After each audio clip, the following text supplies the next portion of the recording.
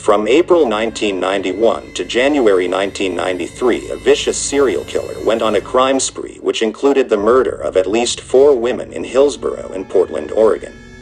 Some of the victims were strangled to death while others were shot execution style. This depraved monster also spent time in prison with notorious serial killer Ted Bundy. Cesar Barone, aka Adolph James Rode, the Ogre of Oregon.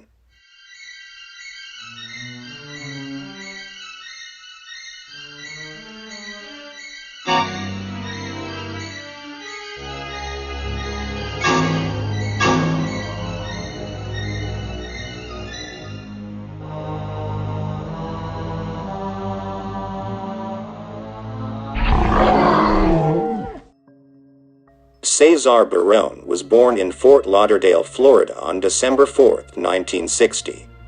His birth name was Adolph James Rode. Cesar's family life was hectic as he grew up. Him and his older brother and sister were raised by their biological parents until Cesar was 3. After his parents' divorce, he lived with his dad and his girlfriend until he was 12, then just his father until he was 17. When he was still a child, Barone began acting out. He was caught stealing toys and threatening other kids until he was expelled from kindergarten. His threats included saying that he was going to stab the other children and burn their eyes with cigarettes. As a teenager, there were clear indications of the crimes that the young man would grow up to commit. At age 15, he broke into the home of an elderly neighbor named Alice Stock. Barone threatened her with a knife and instructed her to take off her clothes. When she refused, he fled. This and other criminal acts led to a brief stay at a juvenile detention facility. Upon his release, he began abusing drugs and alcohol. Barone also continued committing burglaries and other assaults until he was locked up for 2 years in 1977 at age 17. In 1979, when Cesar Barone was released, he showed no signs of changing his criminal lifestyle. One of his first acts after getting out of prison was to break into his father's home and attempt to strangle his stepmother. In that same year, just weeks after Barone's release, Alice Stock was also murdered. She was assaulted, then strangled to death, but there was never enough evidence to conclusively point to Barone as the killer. Over the next several months, Cesar Barone assaulted multiple people and was once again committing burglaries. One of his victims was his own grandmother, who he beat and robbed. At this point, most of his family severed ties with him. In March of 1980, Barone was arrested for burglary, but his biological mother posted his bail. In August of that year, Barone was found guilty of the burglaries and sentenced to 5 years. However, with good behavior, he could get out in as little as 2 years. But in 1981, Cesar ensured that he would not be let go early. In July, he attempted to escape from the road crew he was part of as they worked along a freeway. When this was unsuccessful, Barone went on a tangent over the next month and ended up receiving an additional year on his sentence. Due to the escape attempt, his security level was increased and he was moved to the Marion Correctional Facility. He would be moved again after his aggressive behavior continued to the Cross City Correctional Institution. It was at this facility, Barone escalated his animosity towards the guards and staff to violence.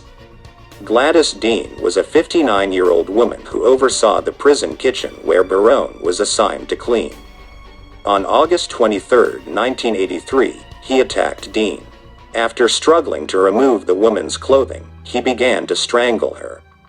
Gladys was able to remove his hands from her neck, and when he realized he could not easily subdue her, Barone fled. He was soon transferred again, and at this prison he would meet one of America's most infamous serial killers. With an additional 3 years added to his sentence, Barone found himself at Stark Prison. The prison was known as one of the worst in Florida. Ted Bundy was also at Stark Prison at this time. Barone was said to be enamored with the interstate killer. He bragged to other inmates about his friendship with Bundy. Barone was given a newspaper by Ted, which included a personal ad section, and he began to write to the women. In 1986, a woman named Kathi Scarbrough began a pen-pal relationship with Barone after he responded to a personal ad she placed. He told her a variety of lies, including that he was from Milan, Italy, and had served in the Italian Special Forces. It was around this time that the soon-to-be killer changed his name from Adolph James Rode to Cesar Francisco Barone. He told Scarbrough that it was the name of his family in Italy. In April of 1987, Barone was released from prison and went to meet Kathi Scarbrough. The pair formed a relationship and together relocated to Washington State. They soon got married and moved to Hillsboro, Oregon. Over the next few years, Barone held a variety of jobs, including a brief stint in the U.S. Army. During his time in the military, he received certification as a sharpshooter with the M16 and as an EMT. He also claimed to have killed both soldiers and civilians during Operation Just Cause, which ended with the capture of Noriega in Panama.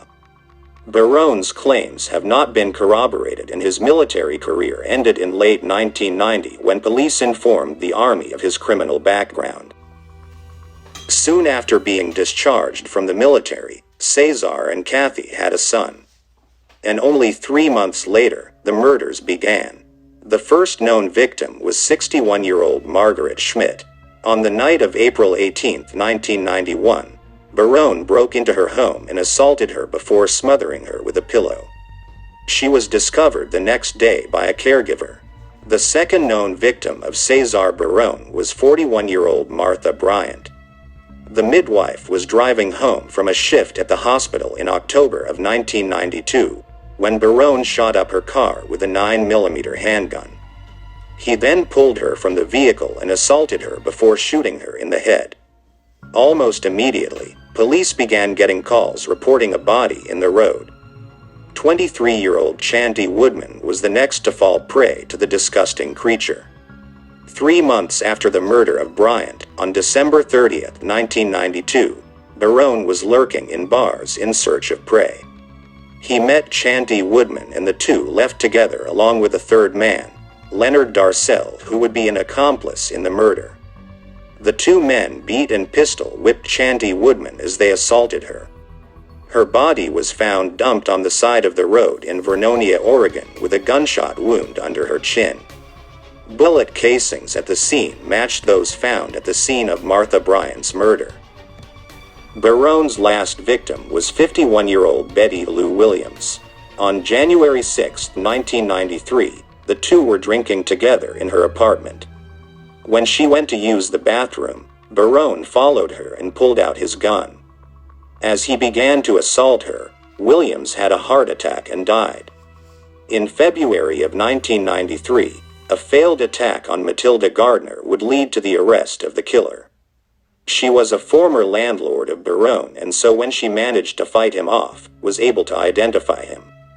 On February 27, 1993, Cesar Barone was arrested.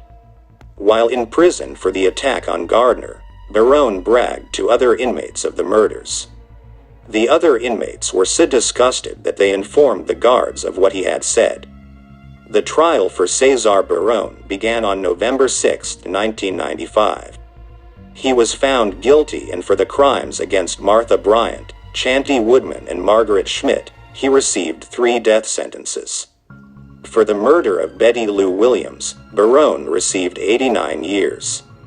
In January 1996, he was also extradited to Florida to stand trial for the murder of Alice Stock. This case would ultimately be dropped against Barone, but so were his appeals to get off death row. A different kind of death sentence was handed down to the killer when he discovered he had a malignant tumor in his heart. On December 24, 2009, Barone died at the Oregon State Penitentiary in Salem at age 49.